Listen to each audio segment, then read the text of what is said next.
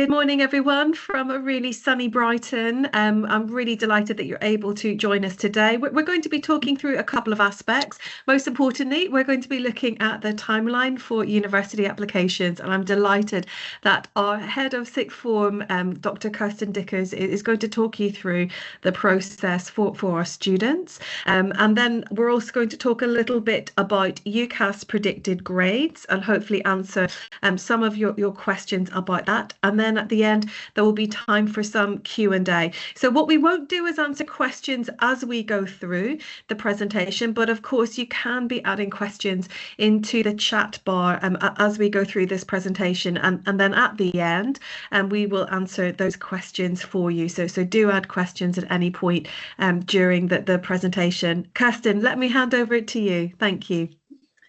Okay, thank you. Good morning, everyone. So yes, I'm going to start and talk a little bit about the university applications process. So what I wanted to cover is a little bit about the timeline here at OICB. So the structure that we have for helping students prepare for their university applications and supporting them through those. I'm also going to just run through some application deadlines, and these are really our internal deadlines, and then I'm going to hand over to Gemma to talk a bit more about predicted grades. I must apologise that some of my slides are very wordy.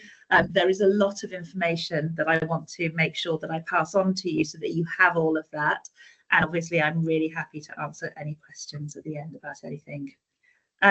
So to begin with, just a quick update on what we have been doing so far in terms of application preparation. So in the spring term, this is when we really launched our university application support. So the students had their first term of sixth form to really get to grips with their A-level subjects and how sixth form study works and make that transition between GCSEs or what they've been doing previously in A-levels. But in the spring term, we put in quite a lot of groundwork with students in terms of their applications. So we launched this, they had an introduction to the whole process and an explanation of how it was going to work. And they also received advice from some of our current Year 13 students on what they wish they had maybe done differently and how the process worked for them. I think the key message that came out of that advice was start preparing early, don't leave everything till the last minute, which I was very happy with as well, that they were being advised to do that.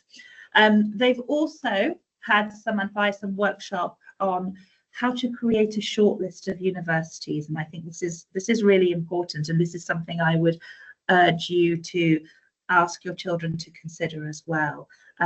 I'm delighted that so many of our students at OICB are very ambitious. They have really high aspirations for the universities they want to attend, but they do need to think about having a balanced university shortlist. And often you will hear university advisors talk about reach, match and safety. And that's what I've spoken to students about in terms of absolutely having some very aspirational choices, ones that they would love to go to, ones that have quite high requirements in terms of A-level grades, maybe also just in terms of the selectivity of the whole process. But then also making sure that they have some that are a slightly more safe choice. So potentially ones where the grades that the university are looking for are matching what the student is currently achieving, and also maybe one or two safety options. That's always a very sensible idea. Universities that the students are pretty sure are going to accept them given the grades they currently have. Just to double check, I've just seen a message saying that somebody can't see the slides. Is that a problem for lots of people? Okay, I'm going to assume no. So okay, thank you so much for letting me know it's okay. Right, so I'm going to carry on then. So yes, I think reach, match and safety choices, this is important. What I've explained to students, I'm going to sort of mention this in a bit more detail, is we need to think about how competitive these universities are, and that's why some advice and listening to the advice of their strategy tutors and the advice that Dr. Gemma and I give them is important. There are universities in the UK where having the grades that those universities say are a typical offer is not going to be sufficient to guarantee a place.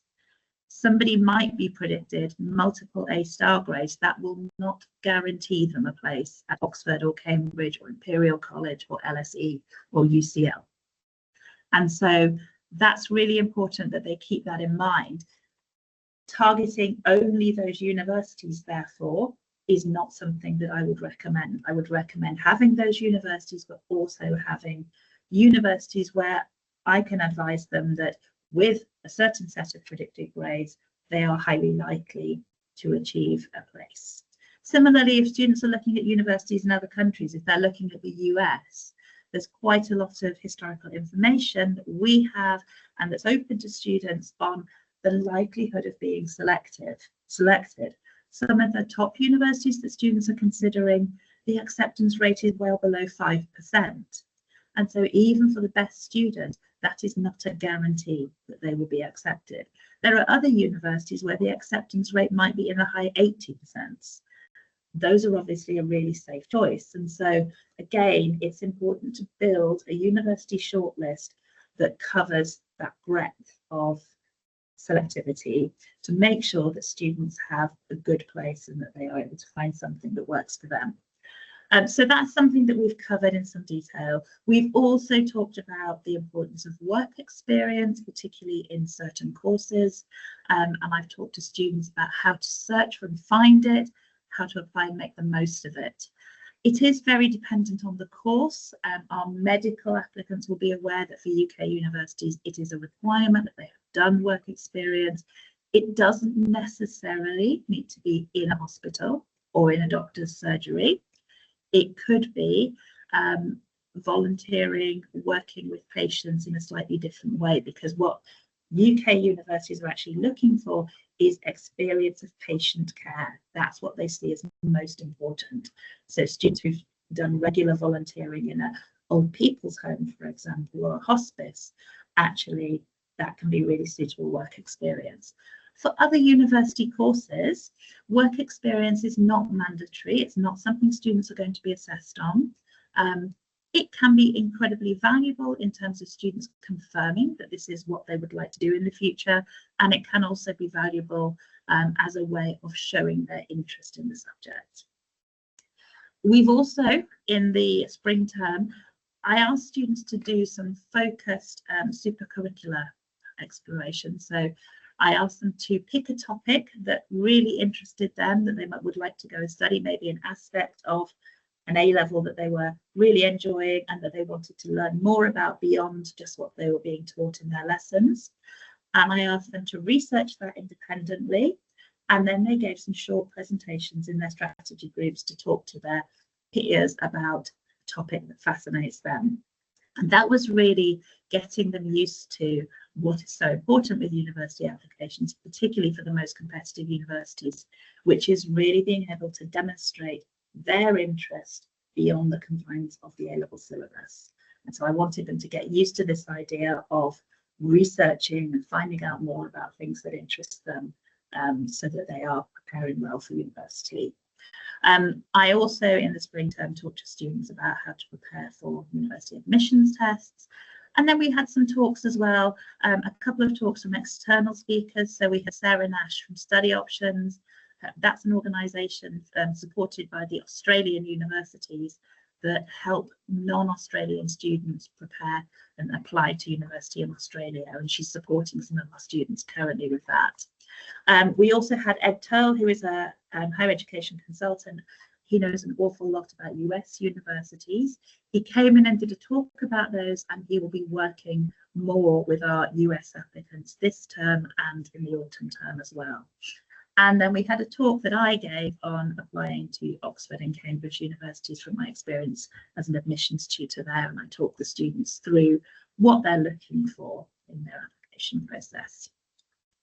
Other things we did, we had a really helpful revision and study skills workshop with an external company, which gave the students some really good practical tips for how to prepare for exams, how to revise, and what they can do afterwards to kind of gain feedback and make changes for next time. And there was some follow-up on that in their strategy groups, so they've been able to reflect on that as well.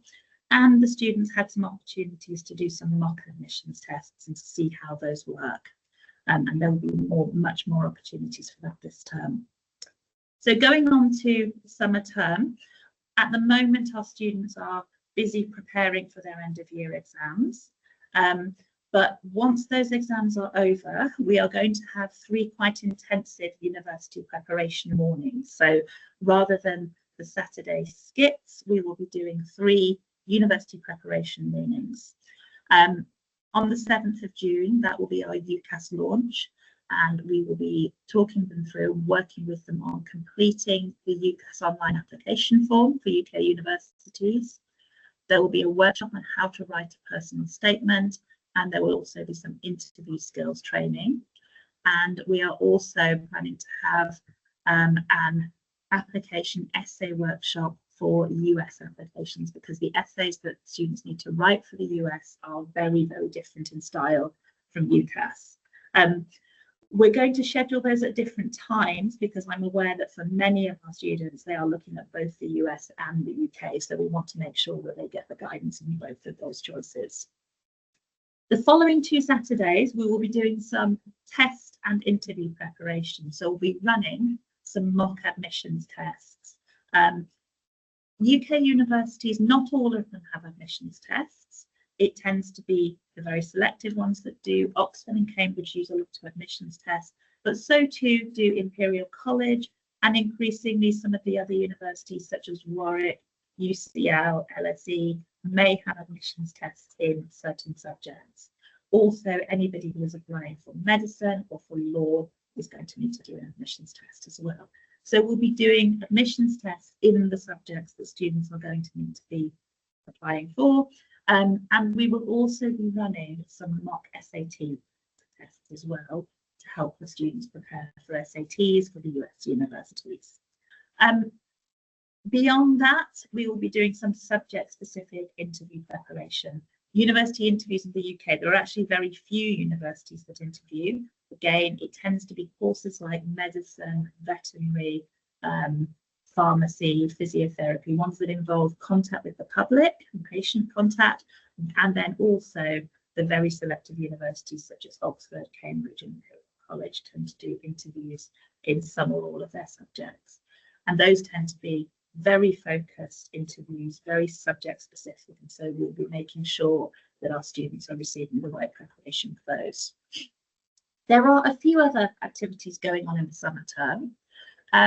Some of our students, we're offering them the opportunity to take some knowledge building classes with an external provider. They're going to be 5 online classes in small groups, again, subject specific, so the students are grouped by their university course interest, and they will be learning some topics and discussing some topics that are beyond the scope of the A-level curriculum, more sort of first year university standard. They'll be mentored by current university students through those classes. And the idea is that it exposes our students to some new interesting topics, and again, gives them something, it gets them used to discussing and having the kind of academic discussions that are going to be very helpful for university and for any admissions interviews they do, but also it's going to give them something to talk about in their UCAS personal statement, because they'll be able to talk about some of these ideas that they have been exploring. Not all of our students will be doing those classes. It is based on academic performance, because for some of our students, if they are maybe not currently achieving the grades that they need, then that really needs to be the focus. And so we've made that decision based on what's going to be the best thing for our students to focus on in the next term. There's also a university fair on the 24th of June, and we've also been encouraging students to attend university open days and taster days, so that they can actually go and see these universities in person. A couple of deadlines I wanted to make you aware of. I am asking students to have their UCAS form filled in by the end of this term. There will be sections that they can't do. They won't be able to complete their personal statement. They won't potentially be able to fill in the whole education section if they're doing some AS levels, and they won't be able to fill in their university choices at that stage. But they should be able to complete the rest of the form, the personal details. I'm also asking them to complete a first draft of their personal statement before the summer. That's really important. It is not supposed to be at that stage a final draft. This isn't the draft that I'm expecting them to submit to the university. One of the key reasons for doing this is that actually, as they write that first draft, they will begin to see where they feel they are lacking information and where they will be able to tell themselves where they then need to focus their efforts over the summer, because they will realise that they maybe don't have enough to say about a certain topic and that they perhaps need to do a little more reading on that. And so it will be really helpful for them. They will also be receiving feedback on those first drafts, but even the process just of them doing it is going to be incredibly helpful in terms of preparing them for summer. I will be recommending to students over the summer that alongside having a break, that is very important, they need to make sure that they have some rest and relaxation. But there are a few things that I recommend that they do over the summer that are going to help them.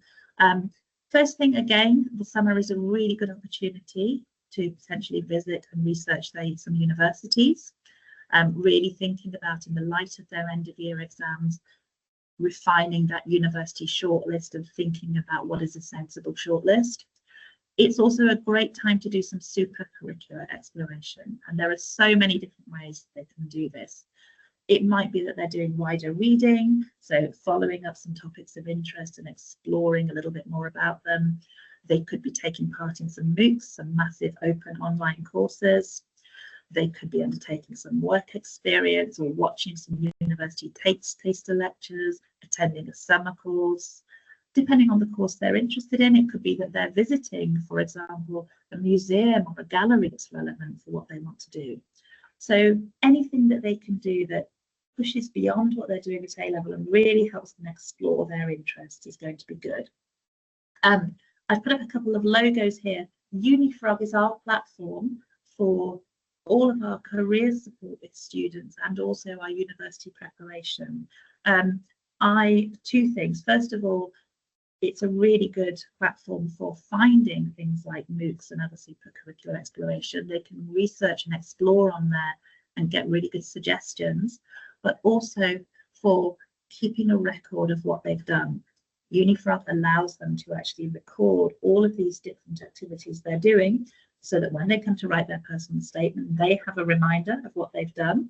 And also when we're writing their UCAS references, teachers who are writing those are also able to see what students have been doing. The other thing that I'm going to recommend that students do over the summer is admissions test preparation. We will be providing some preparation and support in the autumn term, but it is important when students have that slightly freer timetable over the summer that they get some preparation done, particularly if they're applying for medicine, because the UCAT test, the deadline for completing that is actually quite soon when they come back. I wanted to just give a reminder about Head Start Week as well in the autumn term.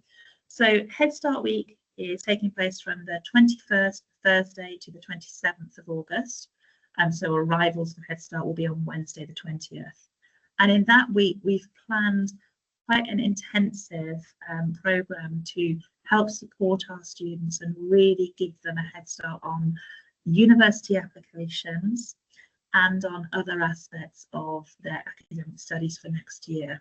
So before term starts, before skits start, we're going to give them some time to work on their personal statements, review those, and really work towards completing those. I think that if students can aim to complete them during Head Start Week, it means that the personal statements won't be dragging on through the autumn term and ending up being difficult because students are going to have other things to worry about and study at the same time. So We want to get as much as possible done in Head Start Week. That's including so personal statements for UCAS, but also US college essays and supplementary essays, helping them work on those, helping them register for some of the admissions tests, and doing mock admissions tests with feedback. And again, that really subject-specific interview preparation. We're going to do some of that in Head Start Week as well. Just as this isn't about universities, but also what I'm hoping to do in that week with them, for example, is those students who are doing the EPQ, we're going to work on really getting those EPQ project essays completed as well. So it's going to be a really useful week for them. Following on in the autumn term, there will then be support with each student's application. That at that stage often tends to be quite bespoke, because each student has different ideas, different university plans, and so we work with them on a very individual basis, both me and the strategy tutors, in completing personal statements, completing their US college essays, and completing other application materials as they need to. Again, there will be university admissions tests and feedback, and then subject-specific interview preparation, both with our external provider Leading Education and with OICB staff. As a prior admissions tutor, I have a lot of experience of conducting university interviews, and I have been training other staff on that as well. So there is quite a lot of expertise within our team, with myself, Dr. Gemma, Tess, in terms of being able to support students with those applications and those interviews. Okay, that was I'm sorry, a very long run through of the process, but I hope, and I wanted to make sure that that was clear for you and that everybody knows what they needed. Just a reminder about application deadlines, and I want to be clear, I have set internal deadlines at OICB that I have shared with the students, and these are earlier, as I'm sure many of you will spot, than the external application deadlines. That is partly because I want to ensure that there is time for a thorough check of all parts of the application. My experience from working with students for many years on this is that I do need to check. Much as I tell the students to take ownership and I encourage them to make sure that their applications are correct, things happen. Students are sometimes, they don't quite spot that they have misspelled, sometimes even their own name, I've had in the past. And so I like to make sure that I leave some time for me to check everything thoroughly and give them time for any amendments that they need. The other reason that I've put the deadlines quite early is because I think that's better for the students. I think if they are working on their UCAS application or the US application and it isn't finished and it's dragging on, and at the same time they're worrying about skits and then midterms, end of term exams and coursework and revision for their A-levels, that is actually not a good situation for the students to be in. I think it creates an awful lot of stress for them. I think if they can get their applications finished early, it frees up their time and their headspace for thinking about other things. It also means that we can get the applications submitted, because I think it can be an enormous boost to a student's confidence if an application is submitted, and then particularly if they maybe start receiving offers from some student universities. I think that can really give them a bit of a sort of confidence boost for the whole year. So deadlines for UCAS, I have a deadline in mid-September for early entrance. So that gives us 3 more weeks after that to actually help tweak and refine before the actual UCAS deadline. Early entrance would be anybody applying for Oxford University, Cambridge University, and then anyone applying for medicine, veterinary medicine, dentistry. I've asked for I've split it into personal statements and UCAS form, because the personal statement is the thing that often needs maybe some additional work, but then after that, also getting that UCAS form complete. US applications, there will be deadlines for students applying early decision and regular decision. Hong Kong, I've asked them to have them completed by the end of October. That's because some of the universities, particularly HKU, their sort of early deadline that they recommend students to apply by is usually mid-November. So again, that gives them a little bit of time to make sure that those applications are right. Similarly for Canada, and then the Netherlands is one where early applications, I'm asking them to be in for mid-November and end of November for others. The deadlines for the Netherlands are a little bit later in some cases. We have students applying to many other countries, and that's fine. And I've asked students, if they are applying to a country that isn't on the list, just to speak to me as soon as possible so that they and I can check when the deadlines are and what they need to do so we can make sure that everything is done for them in good time. Okay, I think I've talked at you an awful lot, so I'm going to hand over to Dr. Gemma, and she's going to talk a bit more about our predicted grades policy and how that works. Thank you, Kirsten. Now, every year, students ask me at the very beginning, what is the mathematical equation that you use to come up with the predicted grades at the end of the year? And I have to explain to the students, it's not quite as simple as that. When the universities are asking us for predicted grades, what they're asking us for is what is the likely outcome a student is going to be able to achieve the grades. Now, that is basically us predicting what will happen in the future. And as you know, there's lots of different things that can happen which indicate what grade a student will get at the end. Some of those are unknown. So what we do with our predicted grades is ensure that they are the best and most generous outcome that we think a student is going to be able to achieve, that is evidence-based. So when we set predicted grades, we're not necessarily saying the student has to get this grade the whole of their course, but we are therefore having conversations with students about their academic trajectory and helping them to understand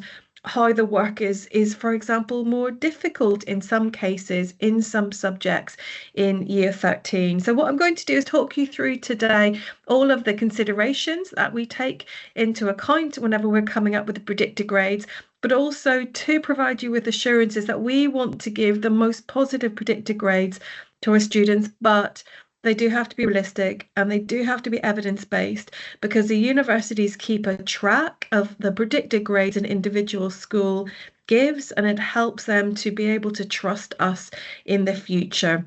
So that's why we have to have sometimes some difficult conversations with some students, because we cannot just give them all straight A stars, as Kirsten has mentioned, but we also help the students to see they don't need to have all straight A stars as well for some courses. So Kirsten, if you can move on to the next slide for us.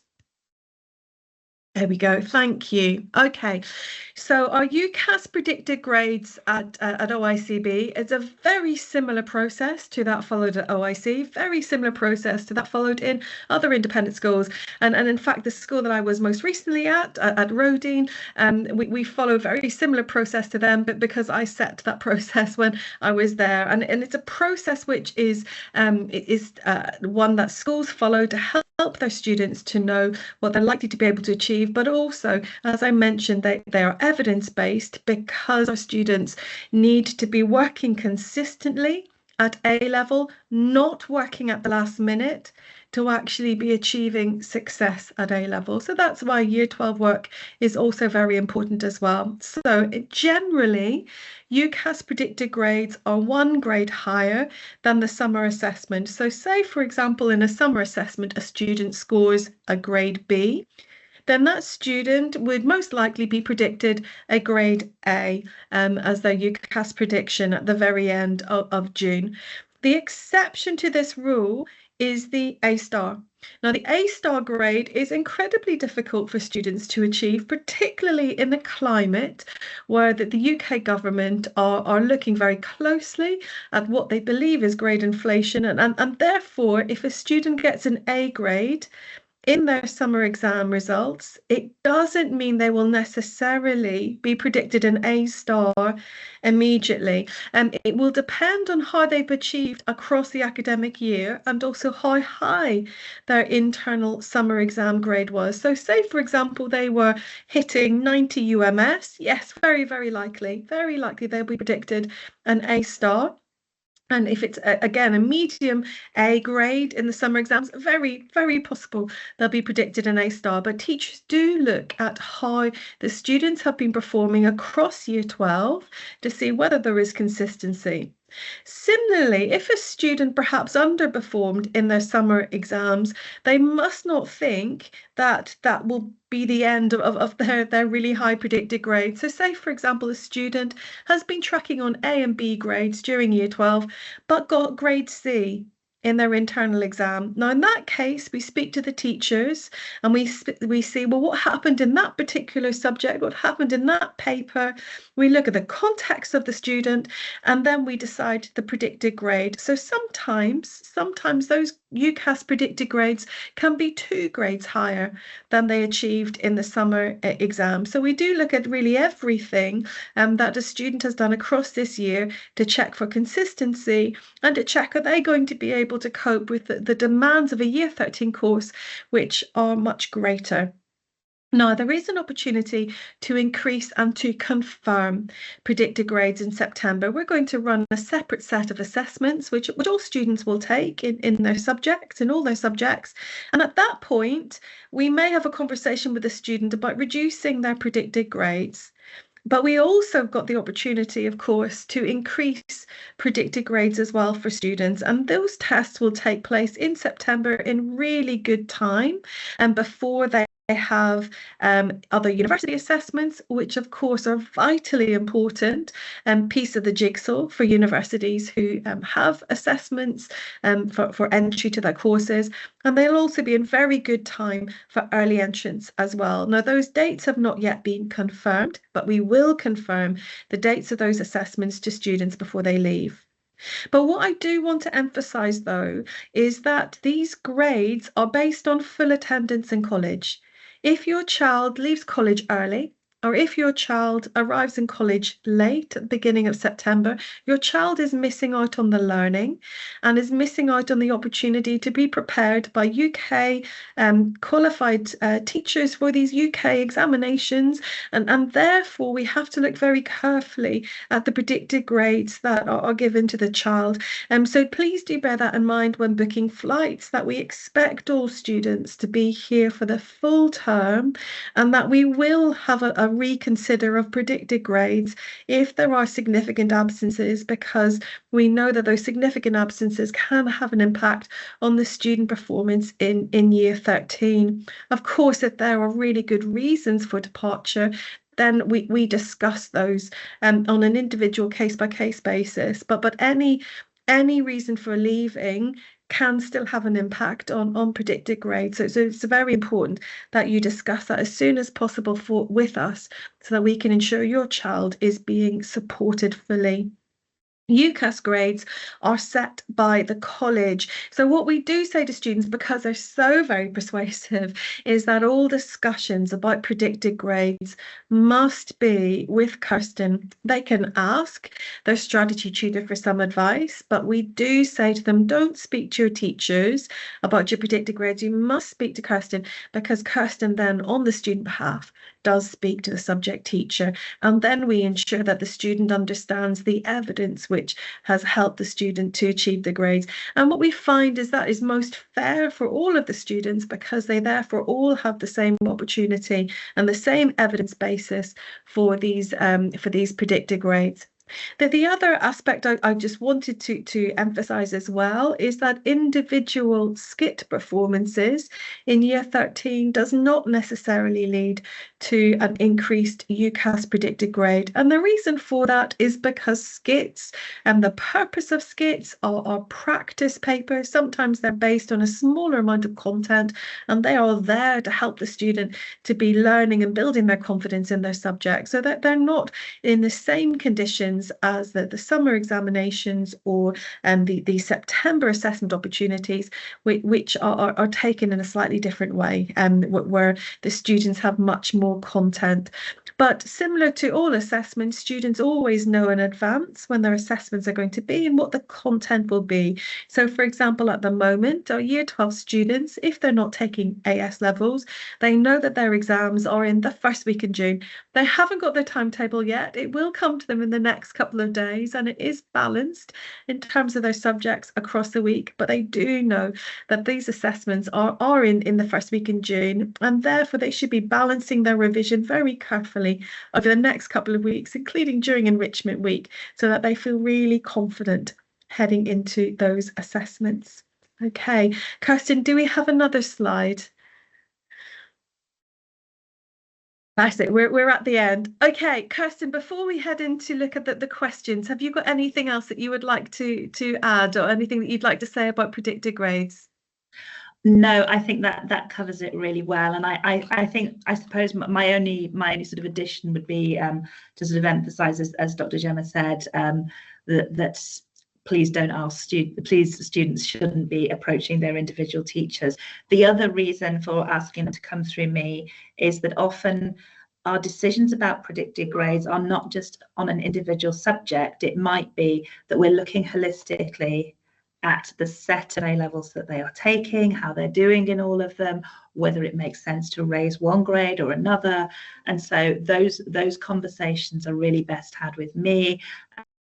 Dr. Gemma and I will discuss those, and I will discuss with subject teachers as needed. But yes, I think that's the only thing. Gemma, there was a question on the chat that I thought you might want to pick up on. So there's a question about predicted grades for psychology given. Yes, I can see that. So basically any subject where we have had disrupted teaching in any particular year, and what we reassure the students is that we're looking at the trajectory, and that disrupted teaching will not have an impact on the predicted grades and that they are going to receive. Now we do have a psychology teacher who is coming in and confirmed for September. He's actually coming into college next week to do some further teaching in person with the students, and will also be coming back into June as well. So those psychology students, they will have their course completed for year 12 this year, but they must not worry about their results. We take that into consideration when giving predicted grades. Okay, I'm happy to just run through the chat, and I think Gemma and I will probably answer them between us. So I've seen there's a question about whether universities such as UCL accept students with grades below A, like AAB, for example. The short answer to this, and I'm afraid this is the sort of common answer to a lot of questions about universities and what they do, is it depends. Sorry, they don't have, often they're not very clear, but with UCL, yes, there are certainly some courses that they offer where the entry requirements are AAB. However, there are others where the entry requirements are A star, for example. It very much depends on what a student chooses to apply for, and on partly how popular and how competitive that course is, but also what the people who teach that course feel is kind of necessary to help students thrive on it.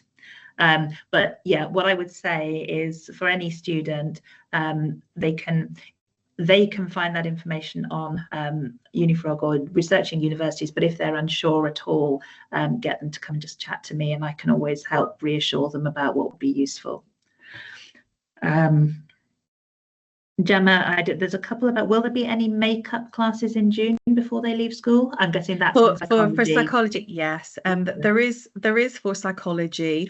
The course was designed to be finished by Easter, and this course is being finished all the way up to June. So there is a longer length of time, an additional 2 months on finishing the psychology course at the moment. But yes, it will be finished and it'll be ready. And the students do get on really well with Colin, and he is going to be teaching with us from September, so that those courses will be made up. And it's not just that he's going to be coming in once or twice. He has been working with the students already, and I know I've had several of the year 12 students tell me that they really like him, so I think they're going to be quite pleased to be having him next year. Just going to go up to the top of the questions, and I can see there's a question about, will students be ensured that the UCAS application will process smoothly if they follow the timeline but they can't attend Head Start? That's a really good question. The timeline is really essential, and if they are meeting the timeline, yes, their applications will go off on time. Head Start, though, is incredibly useful. So we do say that students should be here for Head Start because that will ensure the smoothest application. The Head Start content won't be repeated again later on in the year. So the students really should be taking advantage of coming to Head Start to get their applications completed. And as Kirsten mentioned earlier on in the presentation today, a lot of June is also taking universities and looking in depth at what students need for that preparation. And all of that then is supportive for them meeting the deadlines. But no, we do recommend that students follow all of the programme that we designed at OICB to support them in making those deadlines. And all our applications went off really smoothly this year, Kirsten, didn't they? And also the team are really flexible, and they spend a lot of time speaking to individual students, but the timelines are there to help them. Kirsten, did you want to add anything more to that? No, I think that's exactly what I would say, that we always ensure, and again, in previous schools, Gemma and I have both been doing this for a long time, and we have always ensured that students' applications are sent off on time. Do you want to take the next question about GCSE results, and for international students who don't have GCSE results, will they be able to apply for Oxbridge? I feel as a former Cambridge admissions officer, you'd be well placed to respond to that question.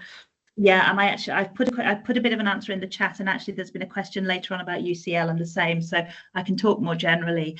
Yes, absolutely. GCSEs are not a requirement for international students. So if a student has been outside of the UK before they came to study in the sixth form, universities do not expect them to have GCSEs. They will, what they're interested in is if they have done sort of external exams like IGCSE or like the IB Middle Years programme, they will ask to see those results, but they absolutely do not require those to be present. I am very used to admitting students to Cambridge who had no GCSEs, no qualifications when at the point of application. They had predicted A-level grades. We looked at their overall review of the application, personal statements, references. We looked at their test scores, interview performance, written work if they were submitting that for that particular subject, and we made the decision on that basis. So not having GCSEs is not going to be an issue at all. And the same, we've been saying this with AS levels as well, and in the conversations we have with students about whether to take AS, again, they do not need to have those. So we have been advising students on that.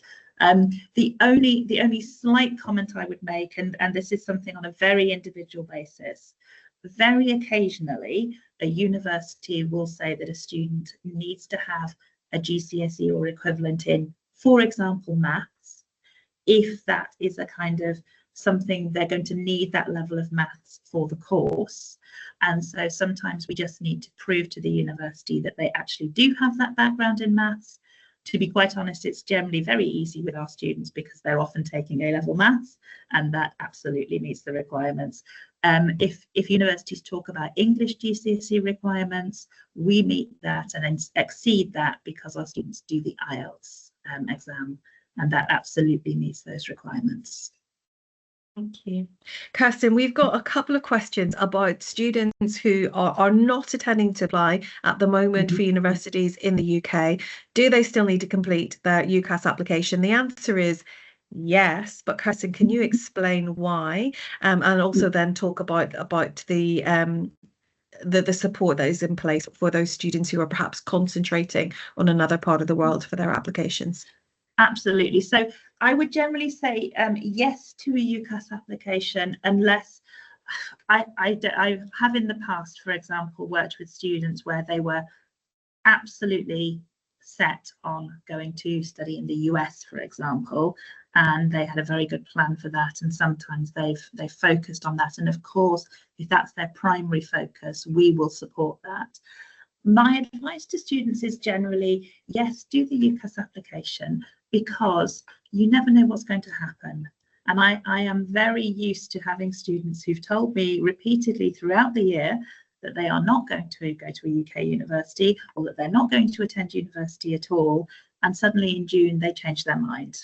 And so it is actually really quite helpful for them to be able to put in an application. UCAS and UK universities are incredibly flexible compared with universities in the rest of the world. They do not require students to pay deposits in advance. So a student can literally on results day, or even in one case, in the case I had at Cambridge, the week before we started teaching, decided not to come. There was nothing we could do. We didn't charge them any money for that. So it's a very easy backup that I would recommend that students have, just as a kind of, if anything goes wrong or if any plans change, they know that they've got something. The other reason that I recommend that they do the application and that they think about things like personal statement is actually because it's incredibly good preparation for what they're going to be doing at university.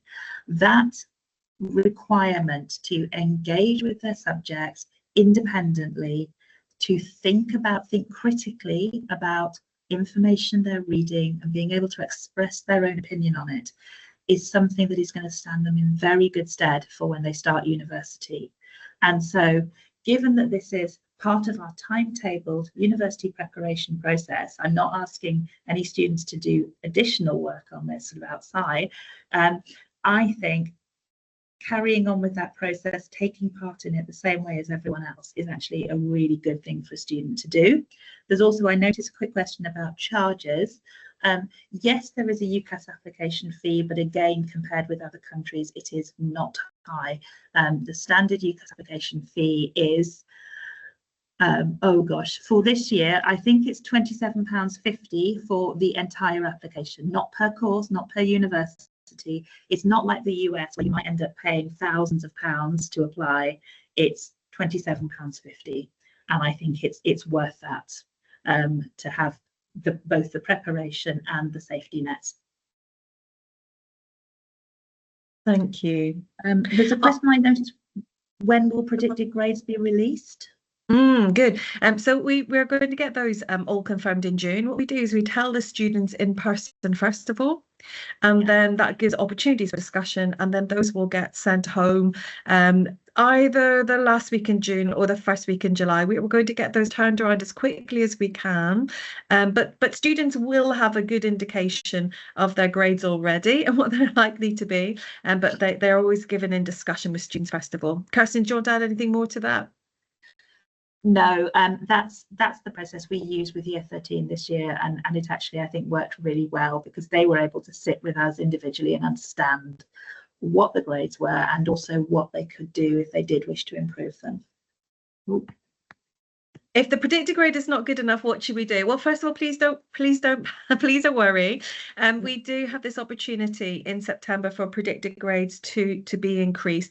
Though sometimes, as Kirsten has mentioned, sometimes it is the case where we advise the student that they may need to drop from 4 subjects to 3 subjects to be more competitive. And sometimes that can be an option as well. But there is the September option to be able to increase the September assessments. Apologies, that they're able to increase their predicted grades, and then that will still ensure they've got a timely opportunity. But the students should be continuing to work, and they should be showing good trajectory on their predicted grades. So Kirsten's been doing a lot of work with our Year 12s. Did you want to add anything more? Because I know you've had lots of discussions with students and helping them to think through next steps with predicted grades. Yeah, and I know this is a concern for a lot of them, and I think so. Yes, everything Gemma says, that they need to, if they're not happy with their predicted grades in June, then they know what they need to do. They can think about what they need to do over summer in terms of securing that knowledge that they have from Year 12, seeking out feedback on what they need to do to improve their performance in assessments. And I've been having a lot of conversations with students where they tell me they're not happy with grades they're achieving. And my first question is always, okay, so did you take your exam paper? Did you go and show it to your teacher and ask them to explain where you were losing the marks, what you could do to improve? I have to say, I don't know, Gemma, if you would agree with this, but I mean, even when I was teaching at university, I often made my students write corrections every week after their tutorials. So if they struggled with a question, I used to say to them, okay, we've gone through it in the tutorial. Please, can you now go away, try that again, and come back to me and see how you've improved on that, because I think that really helps them consolidate what they've learned. So I've been saying to our students, try that. Approach your teachers, be proactive in talking to them. The other thing, though, that I would say, and again, I think this comes back to that sort of strategic university list. I think it's really important for students to be aware that getting into university is only the first step on a very long and quite hard journey. And this is, again, I used to say there's a lot to students who applied to Cambridge. They had their eyes on getting the offer, and that's great, but that's the start. Once they get into university, it's going to be hard. It's going to require a lot more independent study. There isn't going to be the same level of support that students get in a school like ours. It's going to be, there aren't going to be mark schemes for them to work from, or tutors that they can employ to teach them the content. It's a really sort of quite challenging process. And so I think students need to think as well about, is this university environment, while it might be highly prestigious and it might be one that I've always dreamt of going to, is it actually right? Am I going to thrive there? Because the best way to go on and achieve really highly in later life is to make sure they're at a university where they can thrive, they can do really well, they can take advantage of all the social extracurricular opportunities on offer, which are actually going to help them when it comes to things like job applications. And so that's a conversation I've been having with students as well, about making sure that they're thinking strategically, not just about getting the offer, but about getting that really superb university experience and coming out highly successful at the end of it. That's great, thank you. Now we have a question about IELTS, and often our students do want to come off IELTS. What I would say before we talk a little bit more about the IELTS is that the students really benefit from the intensive English lessons, particularly with their writing, and all of the A levels involve a really high level of English comprehension. So even if a student is taking mathematics examinations, they need to be able to understand the sentiment of the questions that are being asked, but the communication of those answers are really important. So for that reason, these English lessons are very important, and therefore the students in year 12, if they are being prepared for IELTS, they attend these lessons. When they have reached the set criteria for their universities, then they are able to come off the English provision, and all of that gets checked by the head of English and by Kirsten, who confirms it, and that's always upon the student producing their certificate. Kirsten, did you want to say a little bit more about that? Yeah, absolutely. I agree with Gemma in terms of the value of these English lessons.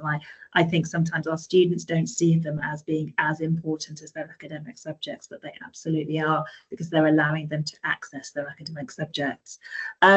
So yes, IELTS, in year 12, we have a sort of standard requirement that students need to reach a level of, I think it's 7.5 before they can come off IELTS.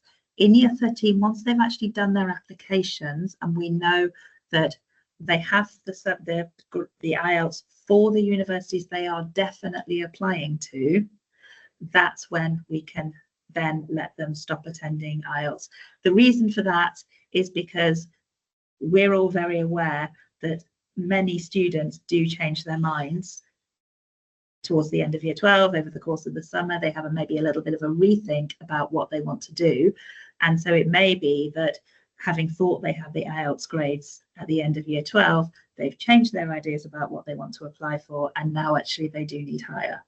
And so that's why, until we are at the stage of application and we know that this is definitely what they have gone to apply for, then we will ask them to remain in IELTS, because we want to give them the best chance possible of meeting the offers that they get.